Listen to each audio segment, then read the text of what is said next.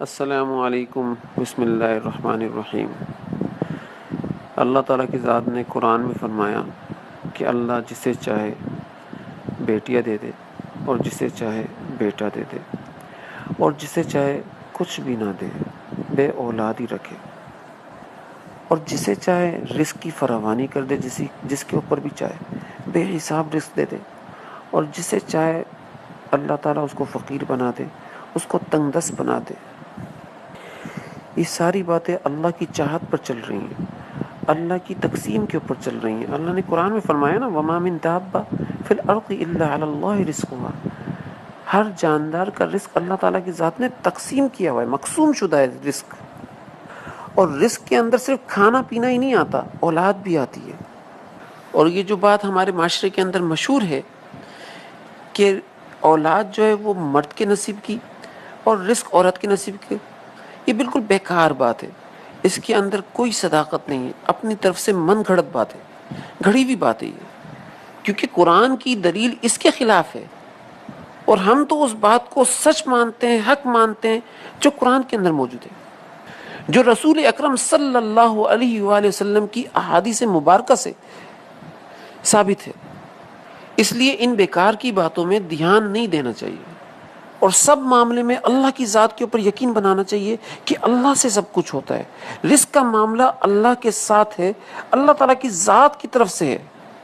جتنی انسان کے پاس ضروریات ہیں ان سب کا تعلق اللہ کی ذات سے ہے، وہ سب چیزیں اللہ کی ذات سے پوری ہوتی ہیں۔ اس کا یقین دل کے اندر بٹھانا چاہیے۔ اب یہ جو حدیث شریف کے اندر واقعہ آتا ہے کہ ایک صحابی حضور اکرم صلی اللہ علیہ وسلم کے پاس آئے اور رزق کی تنگی کا انہوں نے شکایت کی، تو حضور اکرم صلی اللہ علیہ وسلم نے ان کا علاج یہ تجویز کیا کہ آپ شادی کر لیں، 2 کر لیں، 3 کر لیں، 4 کر لیں۔ اب آپ اس حدیث کے اندر دیکھیں تو صحیح، حکیم کون ہے، علاج کون کر رہا ہے؟ سوال کرنے سے پہلے ہی اللہ کی ذات نے حضور اکرم صلی اللہ علیہ وسلم کو ان کا جواب بتا دیا تھا۔ اللہ کے جواب دینے کے اوپر حضور اکرم صلی اللہ علیہ وسلم نے وہی جواب بتا دیا صحابی رضی اللہ تعالیٰ عنہ کو، اور اس کے کرنے سے ان کو فائدہ ہو گیا۔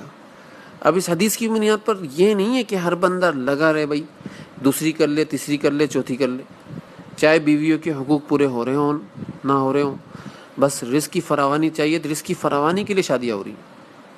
اللہ کے رسول نے تو جن صحابی رضی اللہ تعالیٰ عنہ کو یہ علاج بتایا تھا، تو اللہ کے رسول صلی اللہ علیہ وسلم کو یہ بات معلوم تھی کہ یہ جو میرے صحابی ہیں رضی اللہ تعالیٰ عنہ، یہ بیویوں کے حقوق کا بھی بڑا خیال کریں گے، اور ان سے بیوی کی حق تلفی ہرگز نہیں ہو سکتی۔ میں اور آپ اپنی زندگی کی معاشرت تو اٹھا کر دیکھیں، ہم سے اپنی ذات کے حقوق پورے نہیں ہوتے تو بیویوں کے کیا حقوق پورے کریں گے؟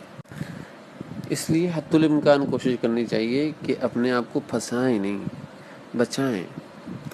ہاں، اگر کسی گناہ کے اندر پڑنے کا اندیشہ ہو تو پھر بندہ دوسری شادی بھی کر سکتا ہے اس گناہ سے بچنے کے لیے، 3 بھی کر سکتا ہے، 4 بھی کر سکتا ہے، اور پھر کرنے کے بعد ان کے حقوق کی رعایت کا خیال بھی کرے، بیویوں کے حقوق کو پورا کرنے والا بھی بنے، تاکہ اللہ کے پاس یہ بندہ سرخرو ہو اور اللہ سے ہدایت کی دعا مانگتا رہے، طاقت مانگتا رہے، ہمت مانگتا رہے۔ اللہ تعالیٰ عمل کرنے والا بنائے، آمین۔